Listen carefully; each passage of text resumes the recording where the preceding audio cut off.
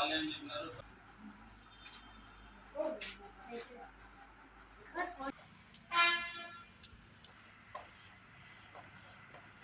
మింగిండేది మాకు అర్థం కాకనే ఇటుకొచ్చిండేది.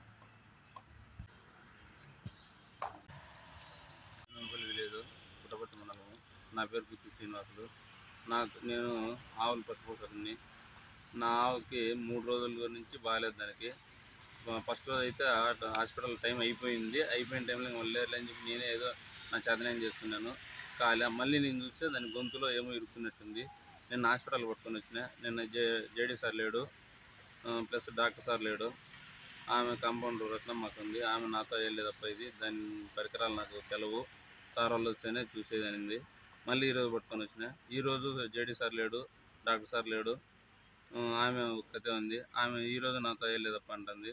సర్లే అని చెప్పేసి 1962కు కాల్ చేసినాను. 1962కి కాల్ చేస్తే వాళ్ళేమో నీకు వెహికల్ అందుబాటులో ఉంటుంది, దగ్గర పో అన్నారు. నేను వెహికల్ దగ్గరికి వచ్చినాను. వెహికల్ దగ్గర ఇంకా రాకనే నాకు అప్పుడే రిటర్న్ కాల్ వచ్చింది.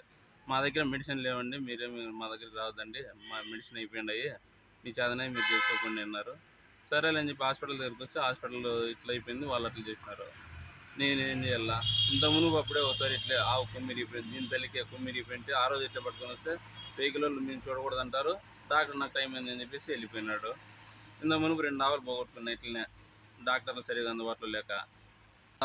ఈ జేడీ సార్కి ముందు రాము గారు అది అనంతపూర్లో ఆత్మహత్య చేసుకుంది. ఆయన ఉన్నప్పుడు అయితే బాగా జరుగుతుంది సార్, వచ్చి ట్రీట్మెంట్ బాగా చేస్తున్నాడు. ఒకవేళ హాస్పిటల్ దగ్గరికి పశువులు నడచలేకపోయినా కూడా రాళ్ళ అది ఇది అని చెప్పి కొద్దిగా గట్టిగా అడిగితే కూడా ఇంటి దగ్గరికి వచ్చి బాగా ట్రీట్మెంట్ ఇచ్చి చేసేవాడు. ఇప్పుడు వీళ్ళు వచ్చినప్పుడు ఇంకా నేను సుమారు ఇప్పుడు 15-20 సార్లు వచ్చినాను హాస్పిటల్కి. 2 సార్లు మాత్రం జేడీ సార్ కనపడినాడు నాకు. ఇతను నా డాక్టర్ సార్ అయితే కనపడతాడు, ఏం చేస్తావు, ఆయన నిలుపుకుంటాడు, వాళ్ళతో చెప్పిస్తాడు.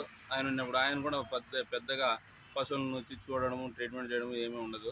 రైతులు అయితే చాలా ఇబ్బంది పడుతున్నారు సార్. చెప్పాలంటే మారుమూల పల్లె గ్రామం, అగ్రహారం గ్రామం, దాంట్లో వచ్చేసి విలేజ్ వెటర్నరీ ఉన్నారు, వాళ్ళే బాగా చూస్తున్నారు. ఈ పుట్టపర్తి జిల్లా అయినా కూడా, సత్యసాయి జిల్లా అయినా కూడా, జిల్లాలో అగ్రహారంలో మారుమూల పల్లెలో ఉండే అంత సౌకర్యము పశువులకి ఇక్కడ లేదు సార్ ఎక్కడన్నా.